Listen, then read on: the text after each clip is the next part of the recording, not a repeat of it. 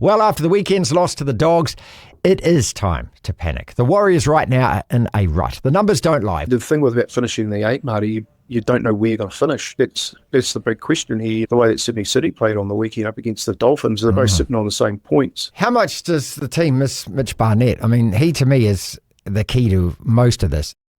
Welcome to the DSPN. Team New Zealand's in trouble. Oh, he's done it again, Ricky Hogan. The Devlin Sports Podcast Network. Welcome to the podcast, people. Martin Devlin and Lachlan Wall. We are the DSPN. Thank you so much for joining us wherever you are watching or listening, be it on Rover, Spotify Video, Apple Podcasts, or the DSPN YouTube channel. Today on the show, more build-up for the Rugby Championship and the Test match in Cordoba for the All Blacks this weekend against Argentina. Frankie Davis, great old mate out of Argentina. He's in big demand at this time of the year. He speaks fluent Spanish, English, of course, and he's been covering rugby for a couple of decades for us. So he runs his expert eye over the Argentina side that we're going to face. His thoughts about the Rugby Championship, not just this year, but ongoing as well, given that the Sanzar contracts are all up for renegotiation. As well as that, Scott Robertson, All Black coach, had his first press conference.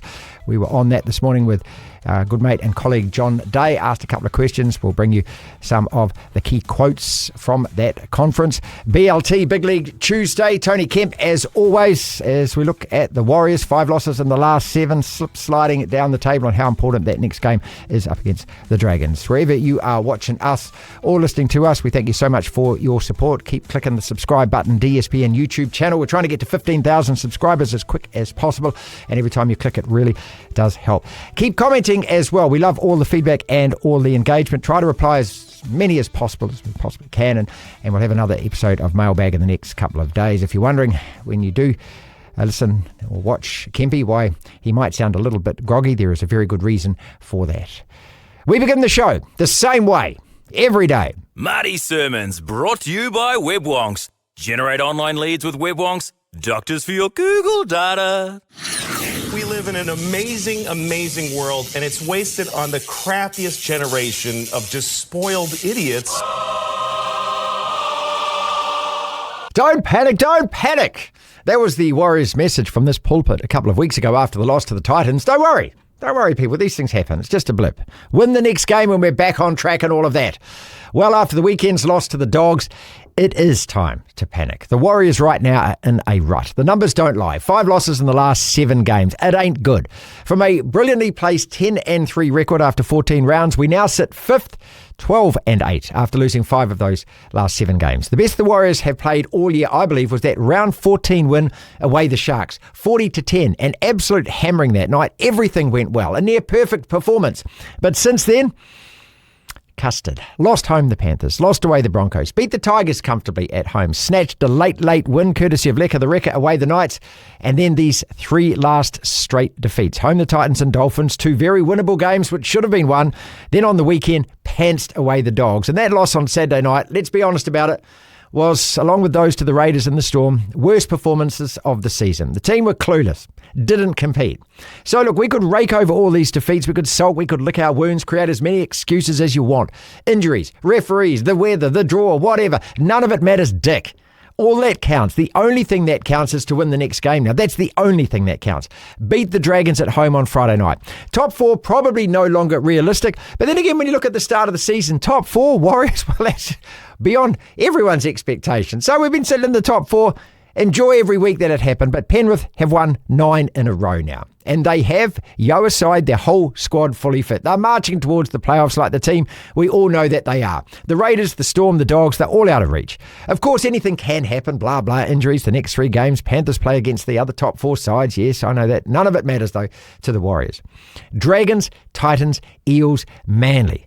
That's what's in front of us. 11th, 17th, 13th, 10th. That's where they will rank. All 4 of those sides are beatable. All 4 of those games are winnable.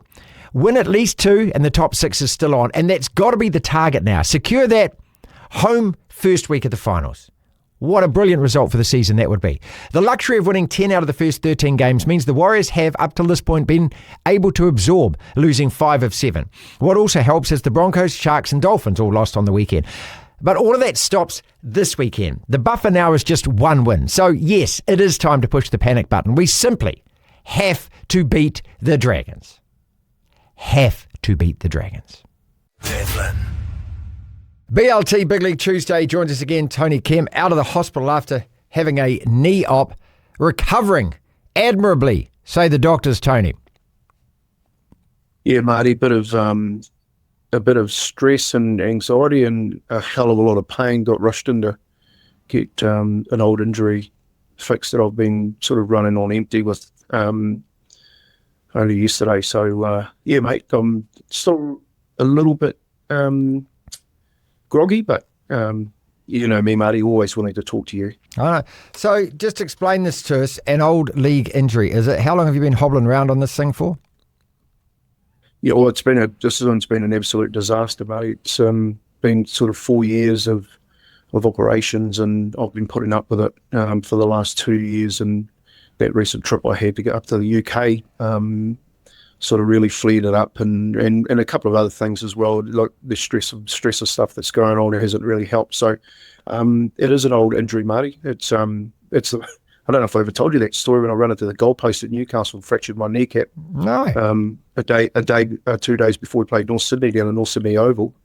I went to the doctors. The coach beat me to the doctors on the phone. He sent me home with a couple of Panadols, said I was fine, and I actually had a fractured kneecap and ran out against Mark Graham. I was looking up at him going, I'm going to get towed up today. Could hardly walk. So that was back in 89. And I've really been paying the price ever since. Didn't they have pads on goalposts back then? Well, I was always told that there was, you know, a real issue with not having pads on, and I'm pretty sure that was one of the main instigators from the game to make sure that clubs did put pads on posts at training sessions. So a beautiful ball from Mick Hagan. I hit it at 100 miles an hour, but I actually thought someone had tackled me. I thought, man, that was a decent hit. But yeah, no, nothing to move metal. And that's what I got some of that yesterday. So hopefully it's bigger and better than Ben-Hur. All right, I started the show by saying I think it is time to push the panic button now. The Warriors are desperate to win this weekend right against the Dragons. They're just, fortunately the teams around us also lost on the weekend, but their buffer has been shrunk now. This is the value of winning 10 games out of the first 13. You get a chance if you have a downslide during the season. You can absorb that and you can cope with that. But that's over now. There's 4 games to go, and it starts on Friday night. Yeah, Marty, look, I think maybe the pressure got to them a little bit. You know, the worst thing about having 2 teams play before you, that are sitting right on your tail, like the Broncos and the Sharks, and watching them lose mounts a lot of pressure on you to go out there and get a win. And I just thought the game the other night, they didn't look like themselves. No. I thought their attack was very, very average. You know, they score one from a kick from Healy. It's a ricochet and he gets to the ball, and then the intercept from Roger. Basically, at the end of the game was, if he doesn't get it, they go out for another. I think they hit 40. So they weren't threatening like they normally have, and then they find themselves Penrith going out and getting that game as well on the weekend. So and puts them into 5th spot. So you look at the competition now, Marty, and this run in this last month. For me, the real scary part of it is that St George and Parramatta aren't going too bad. And Manly, you just don't know what you're going to get. Manly could still be fighting for an 8th spot in the last game, so they've got everything to play for. Yeah, I mean, I've gone through, as I always do, all the stats, all the points over the last few seasons, and exactly where it all sits and fits and so forth. And 30 points has been enough to get into the 8. That's at 8th spot. You don't want that. So at least a couple of wins would guarantee 5th or 6th. And the Warriors deserve that this year after winning 12 games so far. So, a home playoff would still be a hell of a successful season. Making the 8's a success. And we both said at the start of the year that we thought that, finishing in the finals would be great for the club this year, and that would be a huge step up from last year. But it's just that when you've sat in the top 4 for 10 weeks, you can't help but feeling disappointed at where it's going right now. And that's how I feel at the moment, just a bit disappointed. Well, yeah, look, I think right across the board, if you're looking at socials and watching people how they react at the moment to the Warriors sliding down that table, it's been riding a wave, a crest of a wave of sold out games, and there's lots of media about the team and how well they're going, and you find yourself, like I said, in a little bit of a hole.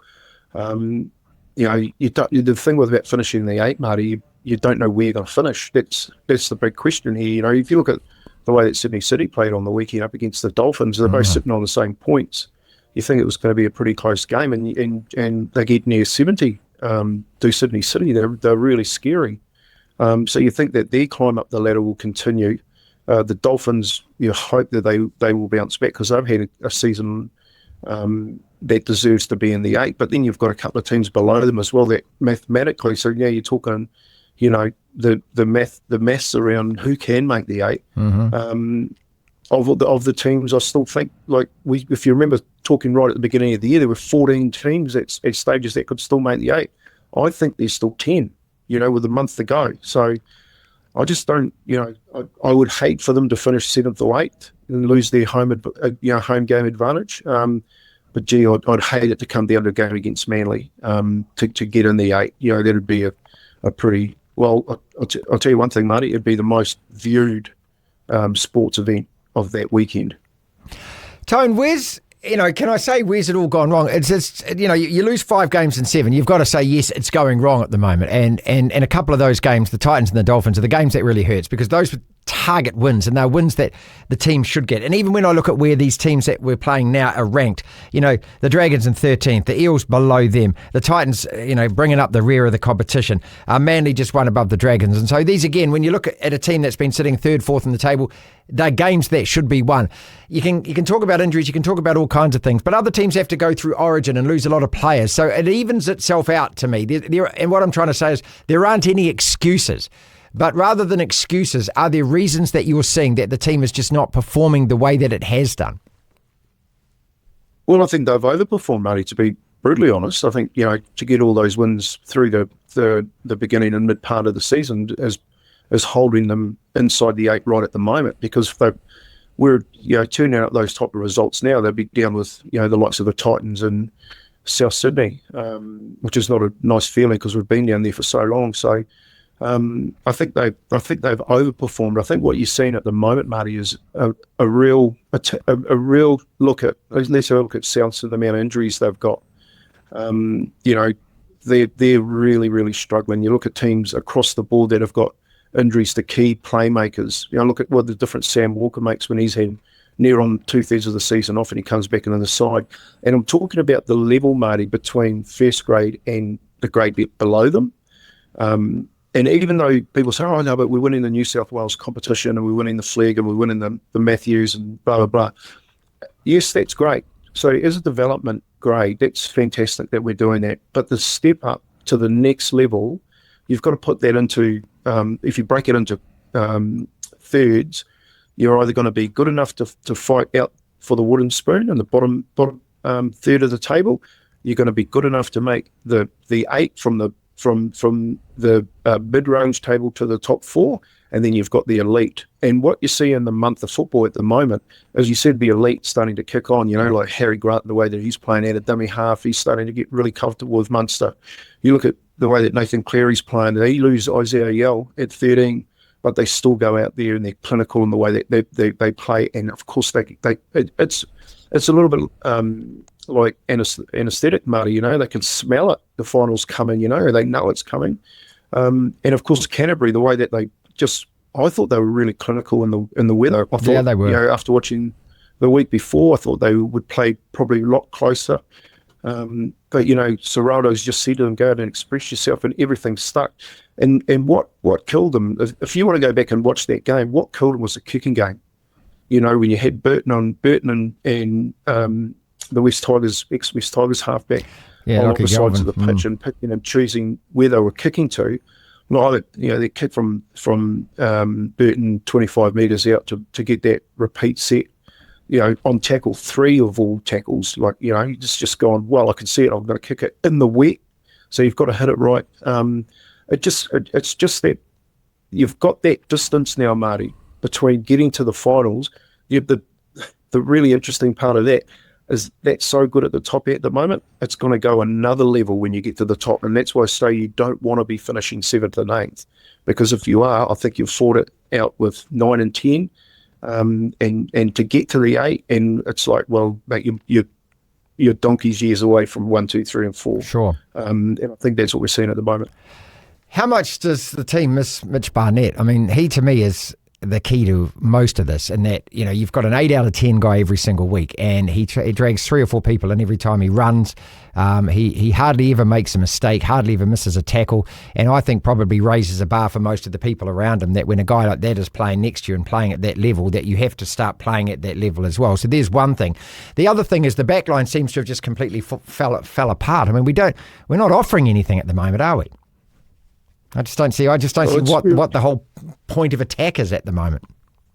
Yeah, I can hear the frustration in your voice, Marty. Look, this will be real subjective. All right, we're missing Mitch Barnett. We miss, some top players, Luke Metcalf and bits and pieces like that in the season, when we're in the real critical part of the season, and we really need some wins. And I think it's becoming a bit of a cliche for me that, we've got Mitch Barnett. He reminds me of Michael Luck. He reminds me of Kevin Kempy, and that's how they've always gone well. They went well and went to the finals through those years when they had Luck and Kempion.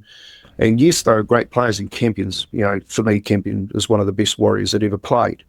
But I think the Warriors need to re-establish their DNA, and they need to get away from that narrative, because and that whakapapa DNA that they're talking about over the last 25 years is now that, we lost Mitch Barnett. They're not saying that. They're saying, we lost Luck and we lost Kempy and we got no show. And at the moment, I think the game has changed dramatically since Luck and Kempy are played, that there's other key areas within the game. Let's have a look at Stephen Crichton, for instance. So what Stephen Crichton did on Saturday night isn't new, okay? So we got a Kiwi centre that used to do that for Sydney City. He would roam around the field. He would play left centre when he was parked out on the right and picked in that position, and slip back into fullback. And I think now at the moment you can't play set-up plays, so you can't set for a play and have a shot. You actually have to have halfbacks that can go at any stage. You've got to have a running dummy half. He has to be really threatening, and those blokes in the middle need to go across the ad line and get the front foot, because momentum in this game, especially when you get set to 6 called repeat, yeah. It's really hard to stop. And of course, when you're looking at the Giants on the wings that are kicking, you've got a decent kicking game, and you can get down in the right part of the football field and they're getting over the top of smaller blokes and scoring tries. I think there's other areas in the Warriors around DNA they could look at to create, a narrative that doesn't say, hey, we miss Mitch Barnett. Because I'll tell you right now, Marty, Mitch Barnett would make a difference, but the way that they're playing, like I said the week before, these teams are scoring 40 points. There's 64 points scored on the weekend. They're ramping up. Can you see us scoring 40, 50 points? Not at the moment, no. Okay. Look, and Tony, the best game we played was away at the Sharks, and that was in round 14. Smacked them up 40-10. Since then, it's been 5-7. So that's kind of, I'm not saying the wheels are completely fallen off, but God, lose to the Dragons, and it's going to be really tough to even maintain, a 6th or a 7th place spot at that stage. So, again, I mean, what happens now? Do you just redirect and go, listen, none of anything that we've even spoken about matters. None of what's gone on behind us actually matters. The only thing is somehow find a way to get a W on Friday night, and I don't care whether it's 2-0. I'll take any win, however it comes. Well, they're on a roll, aren't they? They've just beaten the Raiders, they've just beaten the Sharks, and so they're a team. And also, the most impressive thing about those, and I watched both those games, is they've kept those two teams way under in terms of points. So they're defending really well, the Dragons, and we're not attacking well. Yeah, they've just signed their coach to a short-term deal. They're getting a bit of stability. They're finishing the season on a high. They've got some good leaders leading around the park. So that they're going to show up on Friday night, and they're going to give you a game. Okay, so I think you've just got to, put everything aside here and just play for. I think 2 weeks ago when they lost that game, the effort was there. They've got a massive disruption in the halves at the moment. We went back to Tamari and Chanel on the weekend. You go back to Tanner Boyd this weekend because of the HIA with Tamari. So you've got a bit of disruption around that halves, and it's actually showing. Like if teams are showing up defensively, and this is where Flanagan will be focusing on. He'll be trying to jam that middle of the park up. And this, I'll talk about this shortly, Marty, around Blecker and the other young blokes. If you can shore that ruck area up, St. George have enough strike power to score some tries. We've seen that over the last couple of weeks. So I think it's all your eggs in one basket. I'm not looking at flashy stuff here. Your middle have to win the ground this weekend, and if we don't win that ground, we got a long night on Friday night. And just to touch on Lecker and Dimitri, like I said ages ago, Marty, that these young blokes needed a rest. What you saw a couple against of weeks Canterbury, ago, yeah. What you saw against Canterbury is what would happen to them in the finals. You know, they just every run they just got stopped in their tracks. And Canterbury, I was watching the game going, geez, Canterbury have done their homework. They're the first team this year that have gone right. When Dimitri carries and when Lecker carries, they're going to get stopped in their tracks. And they did. And, you know, for Lecker with a bleeding, broken nose at a 19-year-old, that's not a very nice feeling. To come back that and take it, you know, what do I look like? You know, in your head, you go, what do I look like? You know, or no, you know, you've got that adolescence mind going. Sure. I just think that their season, not through no fault of their own, they've probably played more games than that they should have. All was intended. I'm pretty sure at if the Andrew beginning of the West season. could have would have given them a bit of a break so he Yeah. freshened them up. I understand. All right, well, it's not, you know, all doom and gloom, and it can't be, because when you've won 12 games at this stage of the competition, but, you know, it's about confidence, isn't it? And that would be such a lift just to get a win this weekend. And so fingers crossed that the team plays well, no more injuries. But, you know, it's a worry at the moment. We've been in a real high position and have earned that because there's nothing given to you in this competition. But 5 losses in 7 games is also, it tells its own story right now. That's what I'm fearing. Yeah, it does, and for the Warriors more than anyone. A couple of things here. One, because, you know, you've got the whole of New Zealand behind you wanting you to make the 8. And then the other part of it is that they've got games that they should bank, and currently under the current form, you're packing yourself thinking that they're in for a real battle tonight. So St. George, you got the Titans. You know, Titans losing, sitting on the bottom of the table. They're too good a team to be sitting there. They're our bogey team. That's a bit of a worry. Yeah, and then you've got you know, a couple of runs home and with Manly at the back. Possibly, you know, I look at it, Marty, and I go, you could win 1 or 2, you could lose the 4, and under the current form. And I think it's week. You know, me and you will be taking it week by week, but I wouldn't be worrying about anything else. Your short turnaround Friday night, get out there, put your body on the line, and make sure you get the 2 points, because I don't think it's 30 points, Marty. I think it's 32 points get you in the 8. DSPN.